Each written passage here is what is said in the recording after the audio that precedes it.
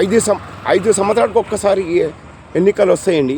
5 సంవత్సరాలు ఒక్కసారి నాయకులు వస్తారు, కాళ్ళు మొక్కుతారు, ముడ్డి గరుగుతాడు, బట్టలు ఉతుకుమంటే బట్టలు ఉతుకుతాడు, మనకు బతీన్లాడతాడు, కాళ్ళు మొక్కమంటే కాళ్ళు మొక్కుతాడు, కాళ్ళు గడిగి నీళ్లు తాగమంటే కానీ కాళ్ళు గడిగి నీళ్ళు కూడా తాగుతారు. ఎందుకంటే వాళ్ళకు ఓట్లు కావాలి. ఎందుకంటే మనం ప్రజలు ఓట్లేస్తేనే వాళ్ళు కొన్ని కోట్లు సంపాదించుకుంటున్నారు. ఎందుకంటే ఇప్పుడు విలేజ్ సర్పంచ్ అయినా సరే 5 సంవత్సరాలకు ఒకసారి ఇంటింటికి తిరుగుతాడు. అమ్మ నీ బాంచాన్ని నీ కాలు మొక్తా, నా కోటే అని బతిలాడతారు. ఓట్లు వేయించుకున్నాక వాళ్ళు గెలిచినాక ప్రజలకు ముడ్డి మీద దంతారు వీళ్ళు. ఇట్లా నడుస్తుంది ఇది పద్ధతి కాదు. ఎవరైనా కానీ విలేజ్ సర్పంచ్ అయినా సరే మాట ఇస్తే మాట నిలబెట్టుకోవాలి కదా, అది మాట నిలబెట్టుకోడు. ఎందుకంటే సిగ్గు శరాలు ఉండాలి. ఎంపీటీసీ జెంపీటీసీలకు సర్పంచ్లకు 5 సంవత్సరాలకు ఒకసారి వచ్చి కాళ్ళు మొక్కి బతిలాడి ఓట్లు వేపించుకుంటాడు. కానీ ఓట్లు వేపించుకున్నాక విలేజ్లలో ఎవడన్నా సర్పంచ్ పనులు చేస్తాడా? చెయ్యడు. చేద్దాం అంటాడు. ఒక ఎమ్మెల్యే వస్తాడు, 5 సంవత్సరాలు ఒక్కసారి వస్తాడు, అమ్మ మాకు ఓటు వేయండి, కాళ్ళు మొక్కుతాను, బాంచానమ్మ అని చెప్తారు. మనకు బట్టలు ఉట్టుమంటే బట్టలు ఉతుకుతాడు, అమ్మమ్మ బాత్రూమ్ కడగమంటే అమ్మమ్మ బాత్రూమ్ కడుగుతాడు. కడిగినాక ఓట్లు వేపించుకుంటాడు. దాని తర్వాత వెళ్ళిపోతారు. దాని తర్వాత ఎవరైనా లెక్క చేస్తారా? ప్రజలకు ఎవరు లెక్క చెయ్యరు కదా. ఎవరైనా లెక్క చేస్తారా? చెయ్యరు కదా. మరి ఎందుకు మనము ఓటేయాలి? దేని గురించి ఓటేయాలి మనము చెప్పండి. మనకి ఎవడైనా పనులు చేసిండా? ఏ విలేజ్లో ఎవడైనా సర్పంచ్ అయినోడు పని చేసిండా? సర్పంచ్ కూడా రోడీజం చేస్తాడు. గెలిచినాక ఎవడైనా పని చేస్తాడా? లేదు. గెలవక ముందు ఏం చేస్తాడు? ఒక హాఫ్ బాటిల్ ఇస్తాడు, ఒక సీరే పంచుతాడు, 200 పంచుతాడు. ఎందుకంటే వానికి గర్జు ఉంది, మనకు ఓటు వేయాలని. మనకు సారా దాపిచ్చి 5 సంవత్సరాలు బానసులు చేస్తుండు, 500 1000 రూపాయలు ఇచ్చి 5 సంవత్సరాల దాకా మనకు బానసులు చేస్తుండు. ఎందుకంటే వాడు సర్పంచ్ అయినా కానీ ప్రజల జీతగాడు, ప్రజలు జీతాలు ఇస్తారు కదా. మరి ప్రజలకు అడిగే హక్కు ఉంటుంది కదా, అడగద్దని చెప్తాడు సర్పంచ్. ఎంపీటీసీ కూడా అంటే చెప్తాడు, జెంపీటీసీ కూడా అట్లనే చేస్తారు, కౌన్సిలర్ కూడా అట్లనే చేస్తారు, ఎమ్మెల్యేలు కూడా అట్లనే చేస్తారు, ఎంపీలు కూడా అట్లనే చేస్తారు. ఇప్పుడు చూస్తారు కదా, మనం పుట్టినప్పటి నుంచి చూస్తారు కదా, ఎవరైనా ఎమ్మెల్యే ముందు వస్తారా? 5 సంవత్సరాలు ఒక్కసారి వస్తాడు కదా, కాళ్ళు మొక్కుతాడు, ముడ్డి కడుగుతాడు, బాంచని అంటాడు, బట్టలు ఉతుకుతాడు, బాత్రూంలో అమ్మమ్మ బాత్రూమ్ కూడా కడుగుతాడు. ఎందుకు? వానికి అవసరము, వానికి ఓటు కావాలి. ఓట్లు వేయించుకున్నాక ప్రజల ముడ్డి మీద దంతారు. ఎవడు గుర్తుపట్టనని చెప్పేస్తాడు. ఏదైనా విలేజ్లలో పని అవసరం పడితే చేద్దాము అని బెదిరిస్తాడు. కానీ విలేజ్లలో పనులు కూడా చెయ్యరు. ఎందుకు? ఒక సీర గురించి ఆశపడ్డారా మీరు? మనకు అన్నదమ్ములు తెచ్చియరా? మనకు 500 చీరలు 300 చీరలు అన్నదమ్ములు తెచ్చియరా? మన భర్తలు తెచ్చిస్తారు కదా, తల్లిదండ్రులు తెచ్చిస్తారు కదా. మరి మనము 300 చీరకు బానిసలు ఎందుకు కావాలి చెప్పండి? మనం కష్టపడితే 50,000 చీర కూడా మనం తొడగచ్చు మనం.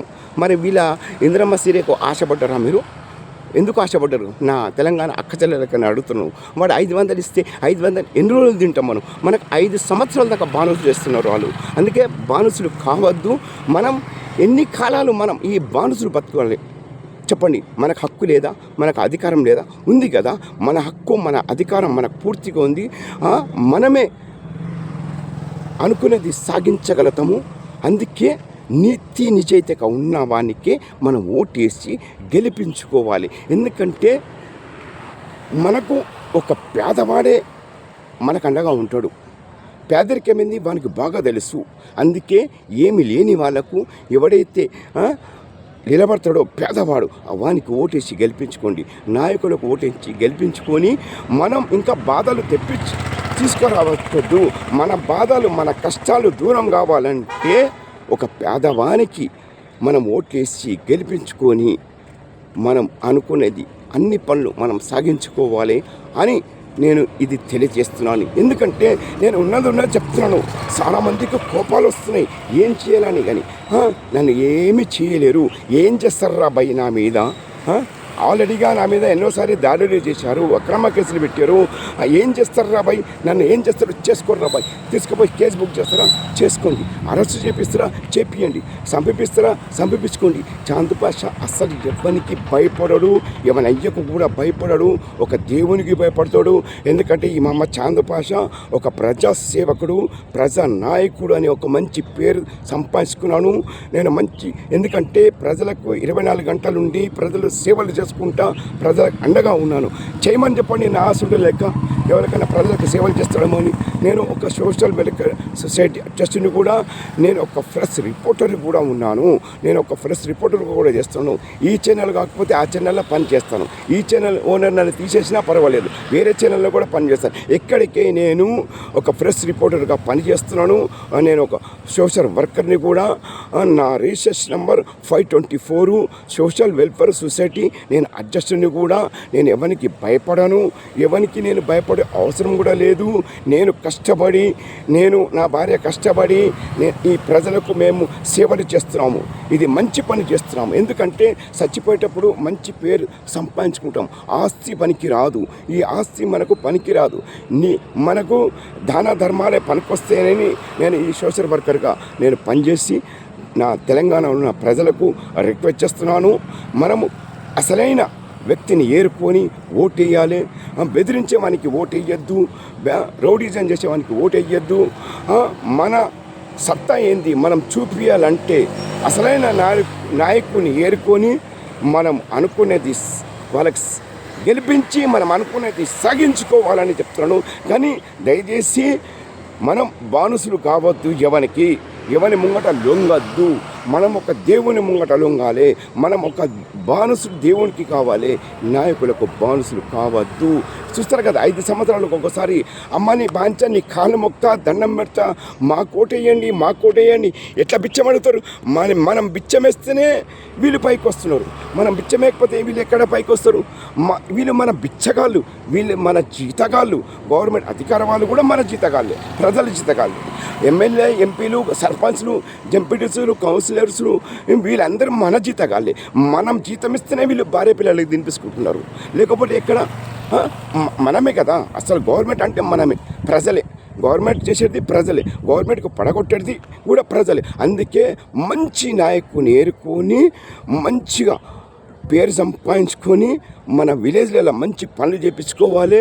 ఎందుకంటే విలేజ్లలో చూస్తారు కదా, తాగిపిచ్చి బానిసలు చేస్తున్నారు. ఇందిరమ్మ సీరియల్ ఇచ్చి బానిసలు చేస్తున్నారు. 500 ఇచ్చి బానిసలు చేస్తున్నారు. బెదిరించి బానిసలు చేసి దొంగ ఓట్లు వేయించుకుంటున్నారు. దొంగ ఓట్లు వేయించుకోవద్దు. నీతి నిజాయితీగా గెలవాలి. ఒకవేళ నీతి నిజాయితీ ఉన్నవాడైతే ఎవడైనా నిజాయితీగా గెలవండి. అవును, డబ్బులు పంచకుండా గెలవండి, సీరియల్ పంచకుండా గెలవండి. ఇందిరమ్మ సీరియల్ పంచుతున్నారంటే వాళ్ళు ఓట్ల గురించి పంచుతున్నారు. సీరియల్ పంచి మన విలువైన ఓటు వేయించుకుంటున్నారు. లేదు, సీరియల్కు బానిసలు కావద్దు. మనం ఒక దేవునికి బానిసలు కావాలి. ఎందుకంటే మనం కష్టపడుతున్నాము, మనం తింటున్నాము, నాయకులకు కూడా తినిపిస్తున్నాము. అందుకే మనం ఆలోచించి ఓటేయాలని తెలంగాణ ప్రజలకు నేను కోరుకుంటున్నాను. నన్ను ఎవడు ఏం చేసినా పర్వాలేదు, నా మీద కేసులు పెట్టుకోండి, నన్ను చంపించుకోండి, అరెస్ట్ చేయించుకోండి. నేను ఎవరికి ఏం భయపడానని కూడా నేను తెలియజేస్తున్నాను. చాలామంది నాకు రోడ్లో పోంటి నాకు టార్చర్ చేస్తున్నారు. జనాలు నాకు ఫోన్లు చేసి భయపడిస్తున్నారు. చాందపాష ఎవరికి భయపడేవాడు కాదురా బాయి, నా ఇంటికి కూడా ఎవడు ఏం పీకలేడురా బాయి. ఉన్నది చెప్తున్నాను. ఎందుకంటే నేను ఒక ప్రజాసేవకుని, నేను ఒక ప్రజానాయకుని, ప్రజల పక్షాన మాట్లాడుతాను, న్యాయంగా మాట్లాడుతున్నాము. నేను న్యాయం కోసము నా తెలంగాణ ప్రజల గురించి నా ప్రాణాలు కూడా ఇస్తాను. ఎవడైనా ఇవ్వగలుగుతాడా చెప్పండి? ఏ సర్పంచ్ అయినా చేయగలుగుతాడా? ఏ ఎమ్మెల్యే కూడా చేయగలుగుతాడా? ఒక చీఫ్ మినిస్టర్ చేయగలుగుతాడా? మాట ఇచ్చి మాట తప్పిన నాయకులకు వాళ్ళని ఏమంటారు? 420 420 అంటారు. ఎందుకంటే చెయ్యని పని చేస్తున్నానని హామీలు ఎవరు అమలు చెయ్యరు. ఎందుకంటే వీళ్ళు అబద్ధాల జాతకం. వీళ్ళు ఎక్కడ నేర్చుకుంటారో నాయకుడు ఈ అబద్ధాలు చెప్పుడు తెలియదు. మరి ఏమైనా వీళ్ళు పుస్తకాలు సంపాదించుకున్నారో అబద్ధం ఎప్పుడు? ఎన్ని కాలాలు ప్రజలకు మోసం చేస్తూ ఉంటారు, ఎన్ని కాలాలు ఈ ప్రజలకు ముంచేస్తారు. ప్రజలు కష్టపడింది, వాళ్ళు కష్టపడింది వీళ్ళు దోసుకొని తింటున్నారు. లేదు, వీళ్ళు నాయకులు మన పేదవాళ్ళ దగ్గర ఎంత దోసుకున్నారో వాళ్ళకి మనము మళ్ళా సాగించుకోవాలి. అంటే మన దగ్గర దోసుకున్నది సమాధానం బుద్ధి చెప్పాలి నాయకులకని నేను తెలంగాణ ప్రజలకు, అక్క చెల్లెలకు చెప్తున్నాను. దయచేసి నేను మీ ప్రజాసేవకుడుగా మీకు 2 చేతులు మొక్కి చెప్తున్నాను. మంచి నాయకుని ఏర్కొండి, ఇంద్రమ్మ సీరియల్ తీసుకొని ఆశపడి ఓట్లు వేయకూర్రి. నీతి నిజేతగా ఉన్నవానికి ఓటేసి మంచి నాయకుని ఏరుకోవాలి. 24 గంటలు ఎవరైతే పనులు చేస్తారో వాళ్ళకే మనం ఓటేసి గెలిపించుకొని సమాధానం బుద్ధి చెప్పాలి ఈ నాయకులకని మహమ్మద్ చాంద్ పాషా నా అక్క చెల్లెలకు తెలియజేస్తున్నాను. జై హింద్.